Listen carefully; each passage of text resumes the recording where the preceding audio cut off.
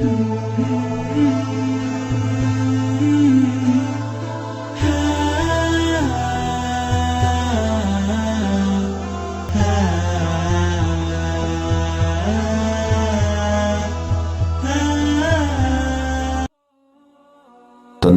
bahayanya orang yang sombong.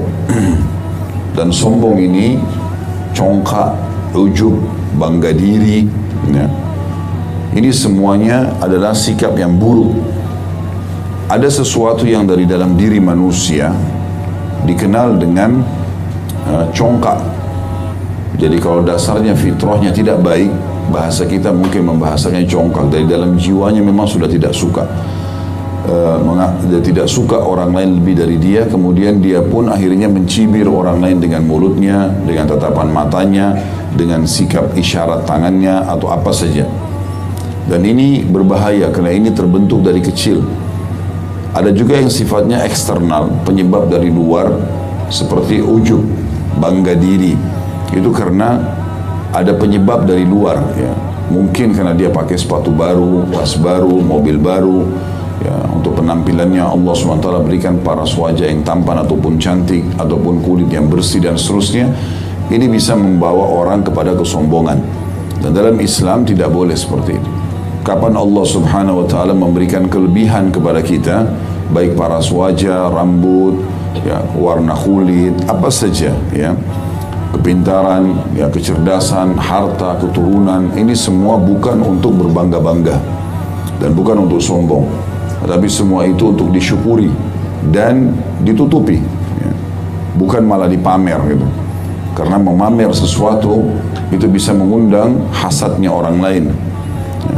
Seperti banyak orang memamer kemesraannya di medsos sama pasangannya, tanpa dia sadari sebenarnya dia sangat terancam dengan hasadnya orang lain.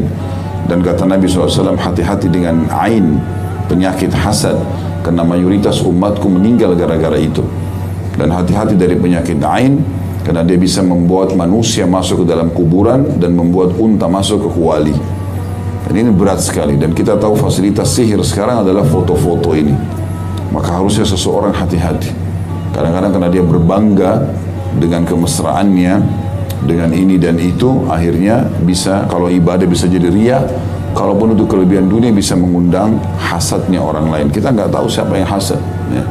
Dan ini sulit sekali. Kalau kita tahu siapa pelakunya dan kita minta air wudhunya, dan kita berwudhu, insya Allah bisa sembuh dengan izin Allah SWT. Sebagaimana pernah saya jelaskan masalah itu. Tetapi kalau kita tidak tahu, maka ini sedikit rumit, ya. Dan harus ruqyah syar'iyah dan berjalan. Allahu a'lam berapa lama Allah berikan kesembuhan. Maka harusnya hati-hati di sini, ya. Baik itu dari sisi sombong sendiri. Dan pernah Nabi SAW ditanya, apa itu sombong sebenarnya? Maka kata Nabi SAW, ya, menghina orang lain dan menolak kebenaran. Jadi kalau ada orang yang merasa dirinya terhina gara-gara dia salah, kemudian akhirnya dia menindas orang itu, ya, maka ini kezaliman dan ini kesombongan, ya. Dan maksiat yang paling pertama dimaksiati Allah SWT adalah kesombongan, di mana iblis sombong, tidak mau sujud kepada Adam. Jadi dia membangkang. Allah mengatakan itu aba wastakbar. Iblis itu menolak dan sombong. Waktu Allah tanya, kenapa kau tidak mau sujud dengan yang aku ciptakan dengan kedua telapak tanganku? Dia mengatakan, aku lebih baik darinya. Aku dari tanah, aku dari api, sementara dia dari tanah. Dan ini kesombongan. Akhirnya Allah Subhanahu wa Ta'ala mengusir dia dari, ya, langit yang tadinya dia datang untuk mendengar informasi, kemudian menyebarkan di muka bumi, ya. Karena dulu sebelum Nabi SAW diutus, semuanya jin bisa naik ke langit bertemu dengan malaikat, kemudian mengambil informasi dari mereka. Tapi setelah Nabi SAW diutus, semua pintu langit ditutup. Itu dijelaskan dalam surah Jin tentang masalah itu. Kemudian teman-teman sekalian, ada hadis juga riwayat Bukhari Muslim, hadis qudsi, di mana Allah SWT berfirman, kata Nabi SAW, sombong itu adalah pakaianku dan keagungan adalah sarungku. Siapa yang menyaingiku di situ, maka aku akan lemparkan dia ke dalam api neraka. Jadi kalau kita Allah SWT berikan kelebihan, maka kita makin merendah. Jadilah seperti padi, makin berisi maka makin menunduk, ya. Kita bukan menghinakan diri, tapi kita tidak menghina orang lain. Kita bersyukur atas nikmat Allah Subhanahu wa taala. Sombong ini banyak jenisnya, di antaranya merasa diri lebih hebat dari orang lain, merasa diri lebih cantik, lebih gagah, lebih pintar, ya, itu juga bisa. Atau memang dia bangga dengan keterampilan yang dia miliki, seperti dia mengubah cara jalannya, ya, penampilannya, ya, itu disebutkan dalam hadis ini. Kata Nabi SAW, siapa yang membanggakan diri dan congkak dalam gaya jalannya, niscaya ia akan bertemu dengan Allah dalam keadaan Allah murka kepadanya. Ya, Allah murka di sini bukan marah saja, murka itu di atas marah. Ya, artinya sangat berbahaya, sangat terancam Allah SWT akan hukum dia.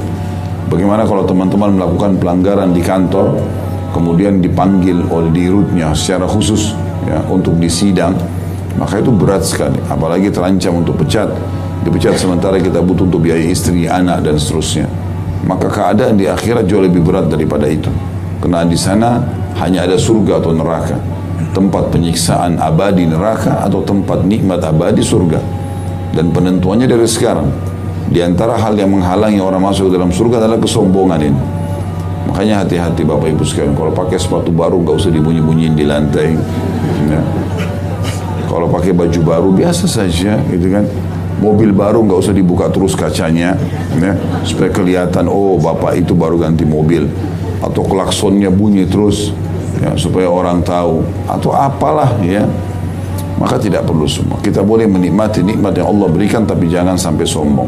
Bahkan sebuah hadis yang sahih yang lain, siapa yang dalam hatinya ada seperti biji sawi dari kesombongan, tidak akan mencium bau surga, apalagi masuk ke dalamnya, ya. Apalagi masuk ke dalamnya. Maka hati-hati ini. Kadang-kadang ada orang begitu, subhanallah, dia anggap remeh temannya di sekolah, di kelas misalnya, atau yang selevel sama dia, sama-sama dosen misalnya, sama-sama pengurus masjid, sama-sama pengurus majelis taklim, sama-sama ustadz, ya, sama-sama siapa saja. Kadang-kadang syaitan memang menggoda orang untuk terjerumus dalam satu dosa dengan orang yang selevel dengan dia, ya, dengan masuk di masalah persaingan. Mungkin muadzin akan hasad dengan muadzin yang lain karena menganggap suaranya lebih bagus tuh misalnya, atau ketua yayasan bersaing dengan calon-calon yang lainnya. Itu juga dengan para ustadz-ustadz, banyak sekali dai-dai yang bersaing satu sama yang lain, dan itu subhanallah tidak akan membawa berkah pada dakwanya.